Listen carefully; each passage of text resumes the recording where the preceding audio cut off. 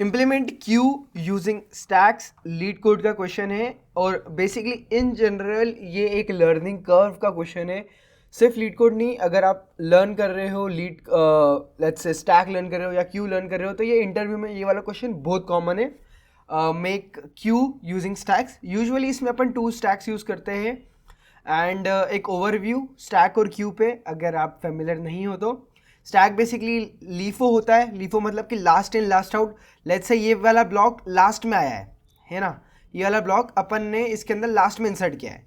तो अब अगर अपन को कुछ चीज़ पिक करनी होगी स्टैक में से तो अपन ये लास्ट वाला ब्लॉक ही पिक करेंगे।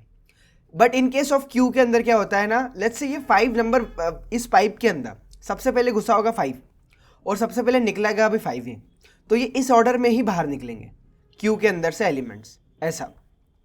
तो ये होता है मेन डिफरेंस स्टैक और क्यू के बीच में। एक होता है लीफो, एक होता है फीफो।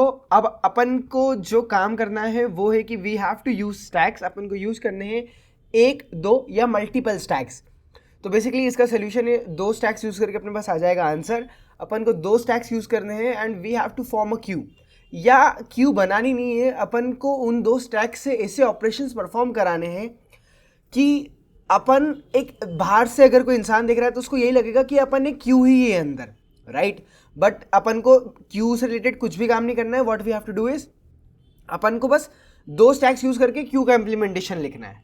तो इसका मतलब क्या है कि अब अपन समझते हैं इसको अपन कर कैसे सकते हैं, ठीक है।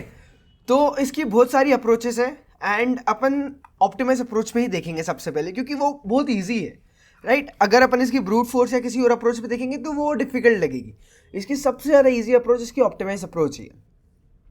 तो अब अगर अपन बात करें, फॉर एग्जांपल ये एक एग्जांपल है, ठीक है। एक सेकंड के लिए मैं इसको कर देता हूँ कॉपी एंड इसको यहाँ पे पेस्ट कर देते हैं अपन। Let me copy this and let me paste it here, ठीक है।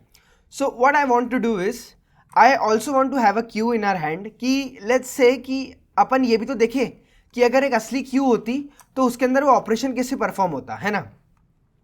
तो what we are going to do is let's say this is our number of operations. सबसे पहले अपन क्या करेंगे, सबसे पहले अपन पुश करेंगे द एलिमेंट नंबर 0 को, और let's say we are going to push this 5 into our stack और टू आवर क्यू। तो लेट्स से अगर अपने पास स्टैक है तो अपन ने क्या किया, स्टैक के अंदर 5 को पुश कर दिया तो 5 सबसे नीचे आ जाएगा अपने स्टैक में, ठीक है। 5 सबसे नीचे आ गया अपने स्टैक में, ऑलराइट, ओके। और अगर सेम 5 अगर अपनी क्यू में जाता तो 5 सबसे आगे आ जाता। अब बारी आई 10 की, तो 10 के साथ क्या होगा, 10 जैसे ही स्टैक के अंदर जाएगा तो 10 टॉप पे आ गया। बट अगर सेम प्लेस पे अगर 10 अपना क्यू में आ गया तो वो नंबर 2 पे आ जाएगा। सिमिलरली 2, अगर 2 आया तो 2 टॉप पे आ जाएगा एंड 2 क्यू के अंदर 3rd पोजीशन पे आ जाएगा। 3 4th पोजीशन पे आ जाएगा और इधर 3 टॉप पे आ जाएगा। अब देखो बात ये आएगी कि अब अगर अपन को पॉप ऑपरेशन आया तो इसका मतलब है कि अगर अपनी क्यू होती तो अपन को मिलता है एलिमेंट नंबर 5, बट अगर अपनी स्टैक है तो अपन को मिल रहा है एलिमेंट नंबर 3, जो कि अपन को नहीं चाहिए। तो यूजुअली ऐसी प्रॉब्लम से डील किया जाता है इको स्टैक बना के। अपन बनाते हैं इको स्टैक और इन सारे के सारे एलिमेंट्स को अपन पॉप करके इधर लाते हैं। तो 3, 2, 10 एंड 5 एंड ये पूरी की पूरी स्टैक हो गई है एम्प्टी। तो इससे फ़ायदा क्या हुआ है, लेट्स सी इससे फ़ायदा क्या हुआ है। Let's first move it here a bit, ठीक है। एंड इसको अच्छे से भी लिख लेते हैं, 3, 2, 10 एंड 5, 3, 2, 10 एंड 5। अब इससे क्या होगा, जो भी मैं पहला एलिमेंट पॉप करूंगा वो लेट्स से 5 है, इधर से पॉप हुआ 5 फर्स्ट एलिमेंट, इधर से भी पॉप हुआ 5, मतलब दोनों जगह से एकदम सेम ऑपरेशन से चल रहे हैं, ठीक है। इधर से भी पॉप हुआ 5, अब इधर से पॉप हुआ 10, इधर से भी पॉप हो सकता है 10, इधर से पॉप हुआ 2, इधर से भी पॉप हो सकता है 2। अब दिक्कत कहाँ आती है कि लेट्स से ना इनने 5 के बाद में ही रोक दिया खुद को कि 5 के बाद में वो और कुछ पॉप करना ही नहीं है मेरे को, और फिर उनने क्या किया, अब ये 2 इंसर्शन और उनने लगा दिए, या ये 2 और पुश ऑपरेशन इनने परफॉर्म कर दिया। तो इस केस में क्या होगा, अपनी क्यू तो अभी ऐसी दिखेगी, बट अपना ये 2 स्टैक थे, एक स्टैक था ए, एक स्टैक था बी। अब क्या होगा ना, जो स्टैक ए है अपन उसके अंदर सबसे पहले डालेंगे 6 और इधर भी आ जाएगा 6, फिर अपन डालेंगे 2 तो इधर आ गया 2 और इधर भी ऊपर आ गया 2। ये ऑपरेशंस आ गए, अपने दो स्टैक है और दोनों के दोनों भरे हुए। बट यही इंपॉर्टेंट चीज़ है कि अभी अगर अपना ये वाला स्टैक एम्प्टी हुआ ही नहीं है ना, ये वाला स्टैक अपना एम्प्टी हुआ ही नहीं है, तो अपन को इस स्टैक से मतलब ही नहीं है। क्यों? क्योंकि देखो अगर अभी मैं 10 पॉप कर रहा हूँ तो मुझे 10 यहाँ से मिल रहा है ना, मैं 10 पॉप कर रहा हूँ तो मुझे 10 स्टैक से मिल रहा है। 2 को अगर लेट्स से मेरे को उसे पीक करना है, पीक मतलब कि मुझे बस ये पता करना है कि मेरे क्यू के अंदर जो नंबर 1 पोजीशन पे एलिमेंट है वो क्या है। तो मेरी क्यू के अंदर नंबर 1 पोजीशन पे एलिमेंट है वो है 2, ठीक है। तो लेट्स से इधर से भी अपन ने 10 को कर दिया है पॉप, ये दोनों के दोनों सेम ऑर्डर में पॉप हो गए, तो यहाँ तक तो कोई वरीज नहीं है। बट बारी आती है जब पीक की, तब अपन देख लेंगे कि अपने स्टैक बी के अंदर 2 जो है पीक करने पे वो मिल रहा है, 2 मिल रहा है, ठीक है। पीक करने पे अपन को मिल रहा है 2, तो पीक भी सही से काम कर रहा है। अब लेट्स से 2 पॉप ऑपरेशन और परफॉर्म हुए, तो ये 2 पॉप हो गया, ये 3 पॉप हो गया, इधर से 2 और 3 दोनों पॉप हो गए। अभी अपन अपनी क्यू की बात करें तो अपनी क्यू के अंदर 6 है और अपनी क्यू के अंदर 2 है, ठीक है। बट ये वाला स्टैक हो गया एम्प्टी, ये वाला स्टैक हो गया एम्प्टी। तो अब क्या, अब लेट्स से किसी ने बोला कि लेट्स से अभी 2 पुश और ऑपरेशंस ने परफॉर्म कर दिए, 6 और 9 और ऐड कर दिया, तो लेट्स से 6 और 9 और ऐड कर दिया। अब अगर वो पीक या पॉप या कुछ भी ऑपरेशन परफॉर्म करने की बात करते हैं तो अपन कहाँ से देखेंगे? देखो मैं सिंपली अपन यही बोल रहे हैं कि यार हर बार बी में से ही देखना है, हर बार बी में से ही देखना है, और जब तक बी एम्प्टी नहीं हो रहा जब तक देखो। अभी बी में से अपन देख नहीं सकते क्योंकि बी एम्प्टी है, तो अपन क्या करेंगे, जितने एलिमेंट्स भी ए के अंदर है ना उन सबको अपन सबसे पहले बी में डाल देंगे। तो 9 6 2 6, ये बहुत इंपॉर्टेंट है कि ये सारे के सारे एलिमेंट्स एम्प्टी करना जरूरी है। ऐसा मैं क्यों बोल रहा हूँ, क्योंकि लेट्स से ना अगर 2 एलिमेंट में यहीं पे रहने देता, जैसे कि फॉर एग्जांपल 2 और 6 यहीं पे रह जाता है ना, सॉरी 2 और 6 नहीं आएगा, 6 और 2 है, हाँ 6 और 2 अगर यहीं पे रह जाता, 6 और 2 अगर यहीं पे रह जाता, मैं सिर्फ अगर इन 2 एलिमेंट्स को ही डालता, 6 और 2 अगर यहीं पे रह जाता, तो अब क्या होता, लेट्स से बाद में एक और वैल्यू आ जाती 10, तो 10 यहाँ पे आ जाती, 10 यहाँ पे आ जाती, जो गलत है, मतलब ये 10 एक गलत पोजीशन पे। क्यों? क्योंकि अगर अब मैं अगर इन 3 वैल्यूज़ को अपने बी स्टैक में डालूंगा तो कुछ ऐसे दिखेगी, 10 2 एंड 6, जो कि गलत हो गई है। देखो 6 2 के बाद में ये 10 कहाँ से आ रहा है, ये आना ही नहीं चाहिए। फिर 6 9 तो सही है, इसका मतलब क्या है, ये ऑपरेशंस तभी वैलिड रहेंगे अंटिल एंड अनलेस अपनी ए स्टैक एम्प्टी हो जाए। तो अपन को क्या हमेशा ए स्टैक को एम्प्टी करना पड़ेगा। अपन ने ए स्टैक एम्प्टी कर ली, अब अगर अपन को कुछ भी पुश करना है तो अपन पुश कर सकते हैं। अपन पुश ऑपरेशन जब तक परफॉर्म नहीं कर सकते अंटिल एंड अनलेस अपनी ए स्टैक एम्प्टी है या नहीं है ना। जैसे ही अपनी ए स्टैक एम्प्टी हो गया अपन पुश ऑपरेशंस परफॉर्म कर सकते हैं, ठीक है। ऑल्सो वन मोर थिंग, अगर लेट्स से कुछ एलिमेंट्स डले हुए भी हैं, कुछ एलिमेंट्स डले हुए भी हैं, अपन को क्या करना है, जब भी अपन लेट्स से जब भी अपन पी क्या कुछ भी कर रहे हैं ना, अपन को सारे के सारे एलिमेंट्स को ए से लेकर बी में अपन को करना पड़ेगा ट्रांसपोर्ट, सबसे पहले ट्रांसपोर्टेशन काम करना पड़ेगा। एंड इसके कारण अपन को क्या होगा, फिर ये बी ना एक क्यू वाली फीलिंग देगा। क्यों? क्योंकि अभी पीक करेंगे तो क्या मिलेगा, 6, इधर भी मिल रहा है 6, पॉप करेंगे तो 6 पॉप होगा, इधर से हुआ पॉप 6, इधर से 2 पॉप हुआ, इधर से 2 पॉप हुआ, इधर से 6 6 9 9। ये फर्क नहीं पड़ता कि इन पॉप्स के बीच में लेट्स से मैंने बीच में 10 भी डाल दिया हो, इधर 12 भी डाल दिया हो, इधर मुझे फर्क नहीं पड़ता। क्यों? क्योंकि एट द एंड जब ये सारे के सारे एलिमेंट्स हो जाएंगे पॉप, तब मैं क्या कर सकता हूँ ना, तब मैं ये वापस से इन 12 और 10 को यहाँ पे रिफिल कर सकता हूँ और ए स्टैक को एम्प्टी कर सकता हूँ। तो 10 और 12 को मैंने वापस से रिफिल कर दिया, अब देखो 10 12 वापस से ये क्यू की तरह काम करेगा, ठीक है। बट हमेशा ये याद रखना है कि जब भी मैं पुश और पीक कर रहा हूँ मुझे इससे ही करना है, ये वाली अरे से ही करना है, ठीक है। और अगर मैंने एक बार ट्रांसपोर्टेशन शुरू कर दिया है ए से लेकर बी में, तो मुझे बीच में रुकना नहीं है ना। अगर ऐसा नहीं है कि यार लेट्स से यहाँ पे 1 2 3 था, है ना, 1 2 3 था या 4 था, तो मैंने क्या किया, सिर्फ 4 और 3 को ही डाला, 4 और 3 को ही डाला, अब 1 2 को मैंने रहने दिया। ऐसा नहीं करना है। ऐसा क्यों नहीं करना है, इसका सबसे बड़ा रीज़न ये है कि अगर मैंने 1 2 3 एंड 4 को अगर मैंने इस स्टैक के अंदर डाला है, इसका मतलब है कि ये कंटिन्यूसली आए, ये कंटिन्यूसली आए, है ना, ये कंटिन्यूसली आए। तो कंटिन्यूसली आए तो इसलिए ये यहाँ पे भी कंटिन्यूसली जाना चाहिए। अगर मैंने सिर्फ लेट्स से 4 और 3 को ही डाला है तो अब इनकी कंटिन्यूटी हट जाएगी। क्यों? क्योंकि लेट्स से देखो सबसे पहले आया होगा 1 2 3 4, ये आया होगा अपना operations push push push push, उससे क्या होगा, मैंने 3 4 को डाल दिया। अब लेट्स से कोई एक नया एलिमेंट आ गया 23, और मैंने अगर सिर्फ 3 और 4 को ही डाला है तो 23 यहाँ पे आ जाएगा, जो कि इन चारों एलिमेंट्स की कंटिन्यूटी ब्रेक कर देगा। इसी कारण क्या करना है, कंटिन्यूटी मेंटेन करने के लिए अपन को हमेशा सारे कंटिन्यूस एलिमेंट्स को एक बार में ट्रांसपोर्ट करना है ए से बी में, है ना। तो अब अगर अपन एग्जांपल ले, अपन ने कंटिन्यूटी ब्रेक कर दी है, तो अब क्या होगा ना, इधर आ जाएगा 23, फिर आ जाएगा 2, फिर आ जाएगा 1, जो कि ये गलत।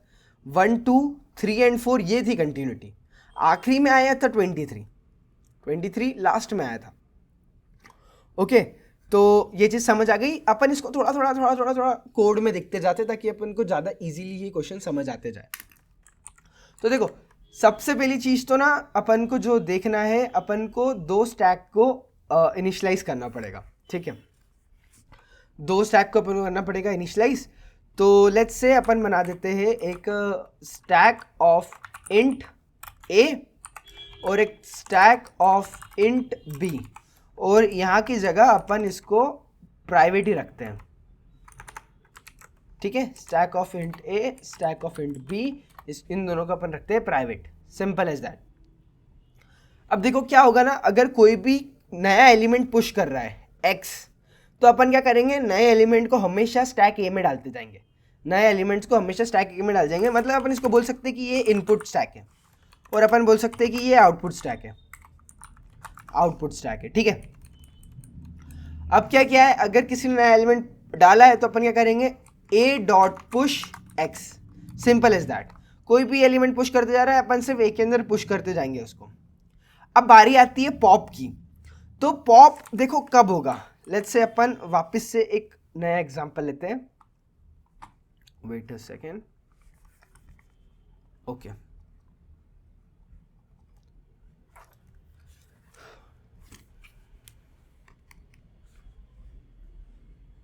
Oh my god, my cursor is not visible.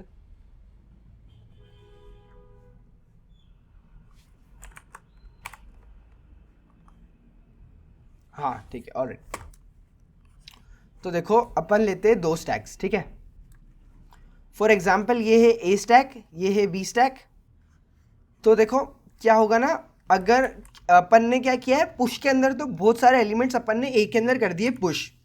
तो लेट्स से यहाँ पे 1 2 3 4 पुश कर दिया है। अगर किसी ने फंक्शन कॉल किया है पॉप, तो अपन पॉप कहाँ से करेंगे, अपन बी में से पॉप कर ही नहीं सकते। तो अपन चेक करेंगे कि अगर ए के अंदर एलिमेंट्स है, देखो इसके अंदर 2 केसेस बनेंगे पॉप के अंदर। एक केस बनेगा कि मेरा ए भी एम्प्टी है और बी भी एम्प्टी है। अगर दोनों एम्प्टी है तो मैं पॉप कर ही नहीं सकता हूँ, है ना। I can not pop, POP मैं कर ही नहीं सकता हूँ, ठीक है। बट अगर मेरे ए के अंदर एलिमेंट और मुझे कोई पॉप करने को बोल रहा है, तो मुझे क्या करना पड़ेगा, इन सारे के सारे कंटिन्यूस एलिमेंट्स को ऐसे के ऐसे मुझे डालना पड़ेगा मेरे स्टैक बी में, फिर मैं पॉप करना शुरू करूँगा। तो वो क्या होगा, वो जाएंगे ऐसे 4 3 2 1, और फिर जो नंबर 1 पे एलिमेंट आया था वो हो जाएगा पॉप। ऐसा होता है क्यू के अंदर, ठीक है। ये चीज़ अपन को आगे समझ में। तो अपन क्या करेंगे, एक चेक लगा देंगे। सबसे पहले एक चेक करके एक फंक्शन कॉल कर देते हैं अपन हमेशा। अब चेक फंक्शन का काम क्या रहेगा, चेक फंक्शन लेट्स से होगा वॉइड फंक्शन, वॉइड चेक। और चेक क्या देखेगा कि वाइल ए डॉट साइज, जब तक ए का साइज है, अपने स्टैक ए का साइज है ना, मतलब एक पॉजिटिव वैल्यू है, तो क्या होगा, until unless a dot size is not equals to 0, ये वाली लूप चलती रहेगी, वाइल वाली लूप चलती रहेगी। और इस लूप के अंदर अपन क्या कर रहे हैं कि b dot push a dot top, है ना, b के अंदर पुश कर रहे हैं a डॉट टॉप। ऑल्सो अपन क्या कर रहे हैं, b डॉट पॉप। तो b का जो टॉप मोस्ट एलिमेंट है वो रिमूव करते जा रहे हैं। मतलब लेट्स से अगर ये वाला केस होता, तो अपन क्या करते जा रहे हैं, इसको यहाँ से पॉप किया और यहाँ पुश कर दिया। सबसे पहले पुश किया, फिर पॉप किया, 2 को पुश किया और पॉप किया, 1 को पुश किया और पॉप किया। अब इसका साइज हो गया है 0, मतलब ये वाली लूप और नहीं चल सकती है, और बी के अंदर सारी की सारी वैल्यूज आ गई है। ये चीज़ हुई। और ये चीज़ के बाद में अगर ये चीज़ परफॉर्म मैं कब नहीं कर पाऊंगा, लेट्स से अगर मेरा ये सेकेंड वाला केस होता, तो क्या होता, मैं ये वाली चीज़ परफॉर्म ही नहीं कर पाता। तो इन द एंड अगर मेरा अब बी डॉट साइज 0 होता, अब मेरा अगर बी डॉट साइज 0 होता, मतलब कि मैं कोई सा एलिमेंट पॉप ही नहीं करवा सकता हूँ, है ना। तो चेक करने के बाद अपन को इन्हें दे रखा होगा पॉप के अंदर, remove the element in front of the Q. अगर कोई एलिमेंट एग्जिस्ट नहीं करता है तो अपन आई गेस -1 रिटर्न कर देंगे, I am not sure, but अगर लेट्स से पॉपमिन ने इंट मांगा है, इंट का मतलब क्या होता है, removes an element from front of the Q and returns it. अगर लेट्स से कोई एलिमेंट नहीं है तो अपन -1 रिटर्न कर देते हैं, अपन फ्यूचर में समझेंगे क्या करना है, ठीक है। तो अपन देखेंगे if B dot size is equals to 0 return -1, मतलब कि कोई एलिमेंट है ही नहीं पॉप करने के लिए, तो मैं -1 रिटर्न कर रहा हूँ। बट अगर कोई एलिमेंट है पॉप करने के लिए तो अपन क्या कर देंगे, सबसे पहले तो अपन उस एलिमेंट को स्टोर कर लेंगे int x equals to B dot top, है ना, और अपन क्या कर देंगे बी डॉट पॉप कर देंगे। अपन ने अपने स्टैक में से वो एलिमेंट हटा भी दिया है, ऑल्सो अपन उस एलिमेंट को कर देंगे रिटर्न, तो रिटर्न x अपन ने उस एलिमेंट को कर दिया है रिटर्न। अब अगर वापस से कोई पीक की बात करता है तो पीक भी एक पॉप जैसा ही ऑपरेशन है। इसके अंदर अपन सबसे पहले तो चेक वाला जो अपना ऑपरेशन है ये परफॉर्म कर देंगे। चेक वाला ऑपरेशन क्या कर रहा है, सारी की सारी ए को बी में ला के रख देगा, बस सिंपल एज दैट। जितनी भी ए के अंदर वैल्यूज थी उन सबको ए में ला के रख देगा। बट एक और चीज अपन ने कंटिन्यूटी की बात करी थी, है ना, अभी अपन ने एक गलती कर दी है जो अपन ने देखी नहीं है। वो क्या है, अपन ने एक केस ये कवर नहीं किया है कि लेट्स से अगर बी के अंदर 2 वैल्यूज पहले से ही होती, 1 2, और यहाँ पे 1 लेट्स से 1 2 है, और यहाँ पे होती 3 4 5, तो अगर यहाँ पे पहले से वैल्यूज एग्जिस्ट करती है ना, तो अपन को वैल्यूज लाके नहीं रखनी है, सारी वैल्यूज लाके नहीं रखनी है, तो ये केस अपन को लिखना पड़ेगा। तो अपन क्या कर देते हैं, चेक के अंदर ही एक और केस लगा देते हैं, इफ बी डॉट साइज, मतलब अगर बी के अंदर पहले से कुछ एलिमेंट एग्जिस्ट करते हैं तो ये फंक्शन के साथ कुछ भी काम मत करो, रिटर्न। समझ गए, मैं नहीं चाहता हूं कि मैं इन दोनों को अभी इन तीनों एलिमेंट्स को डालूं। फिर अपन क्या करेंगे, लेट्स से कि सॉरी, अगर ये ऐसा होता, स्टार्टिंग में ऐसा होता 1 2, है ना, तो अपन ने क्या किया, 2 को यहाँ डाल दिया, 1 को यहाँ डाल दिया, फिर 1 2 तो यहाँ से हट गए, फिर आया इधर 3 4 5। अगर ये कुछ ऐसा होता तो अपन क्या चाहते हैं, अपन ने जैसे ही 1 को पॉप किया, 2 को पॉप किया, अब जब अपनी ये वाली स्टैक एम्प्टी होगी ना, तब अपन इन सारे एलिमेंट्स को यहाँ डाल सकते हैं। सबसे पहले बी स्टैक को एम्प्टी होना कंपलसरी है बिकॉज ऑफ कंटिन्यूटी। ऑलराइट, ये चीज आ गई। अगर बी डॉट साइज है तो अपन को कुछ भी करने की जरूरत नहीं है, मतलब कि अपन पॉप भी कर सकते हैं और अपन पीक भी कर सकते हैं, तो इसलिए अपन को चिंता करने की जरूरत नहीं है। अपन ये तभी लगाएंगे जब अपन पॉप या पीक ऑपरेशन परफॉर्म नहीं कर सकते, और वो कब नहीं कर सकते, जब अपनी बी डॉट साइज एम्प्टी हो जाएगा। ठीक है, तो अपन को ये चीज भी समझ में आ गई। अपन पीक में भी सबसे पहले लगा देंगे चेक, ऑलराइट, और वापस से अगेन अपन ये वाली कंडीशन लिख देते हैं कि अगर B dot size equals to 0 है तो रिटर्न कर दो -1, सिंपल इज दैट। नहीं तो अपन को पीक केस में क्या करना है, सीधे अपन को बी डॉट टॉप रिटर्न करके देना है उनको, कि बी के टॉप में जो भी है, अपन को कुछ भी पॉप करने की जरूरत तो है ही नहीं यहाँ पे, तो अपन को सिंपली बी डॉट टॉप दे देंगे। अब बूलियन एम्प्टी है, फिर से अपन लगा देंगे चेक, है ना, और चेक लगाने के बाद अपन सिंपली बस ये रिटर्न कर देंगे कि जो अपनी बी वाली जो स्टैक है क्या वो एम्प्टी है ना।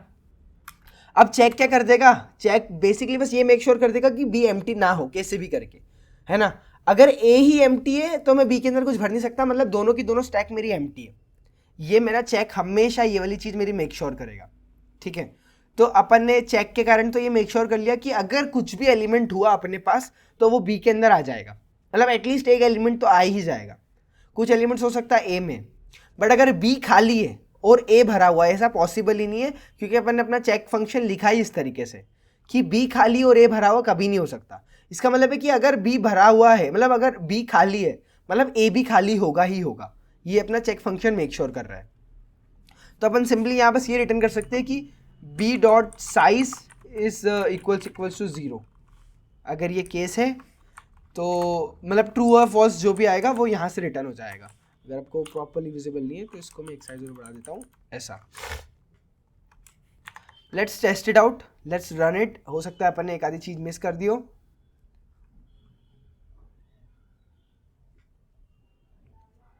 Alright,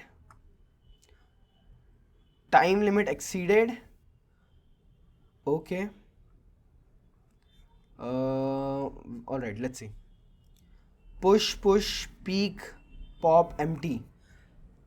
alright, one more thing, time limit exceeded हो रही है, होनी ही थी। अपन ने जो ये वाली वाइल लूप चलाई है, अपन को तुरंत दिख गई है गलती। ये वाली जो वाइल लूप चलाई है इसके अंदर बी के अंदर अपन ए डॉट टॉप पुश तो कर रहे हैं, पर फिर अपन ने ए के अंदर जो एलिमेंट था उसको अभी पॉप नहीं किया है, जो अपन को करना चाहिए था। So A dot pop. So it's fine, छोटी मोटी गलतियाँ होती रहती प्रोग्रामिंग में, जब तक आप गलतियाँ कर नहीं रहे हो. और अपन को बी से पॉप नहीं ए से पॉप करना था, मैंने ये लाइन गलत लिख दी थी. ठीक है, I guess it should work now. It is getting accepted. So now let's talk about the time complexity for this question.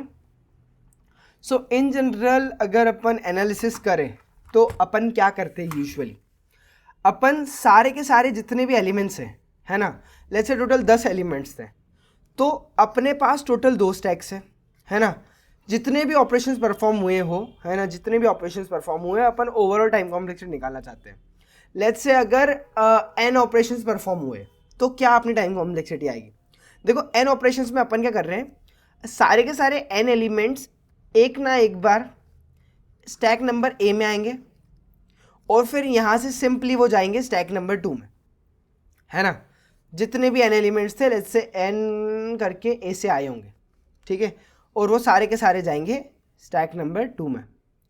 Alright, सो यहाँ से लेकर यहाँ तक ऐसा. तो सारे n एलिमेंट्स यहाँ पे आए तो उसकी टाइम कॉम्प्लेक्सिटी हुई n. फिर वो यहाँ से यहाँ गए तो प्लस यहाँ जाने की कितनी टाइम कॉम्प्लेक्सिटी n. तो इसकी टोटल टाइम कॉम्प्लेक्सिटी हो जाएगी n प्लस n. जो अप्रोच से अपन गए हैं उसकी टोटल टाइम कॉम्प्लेक्सिटी है n प्लस n, जो कि हो जाती है 2n. एंड कॉन्स्टेंट अपन हमेशा नहीं लेते टाइम कॉम्प्लेक्सिटी में, तो इसकी टाइम कॉम्प्लेक्सिटी है बिग O ऑफ n. तो अपने आंसर की है या जो अपने सोल्यूशन है उसकी टाइम कॉम्प्लेक्सिटी है big O of n. This is it everyone. इस क्वेश्चन से किसी और क्वेश्चन से रिलेटेड कुछ भी डाउट हो आपको, please feel free to ask it in the comments. Also thank you for the 100 subscribers. Thank you everyone. I will see you in the next video.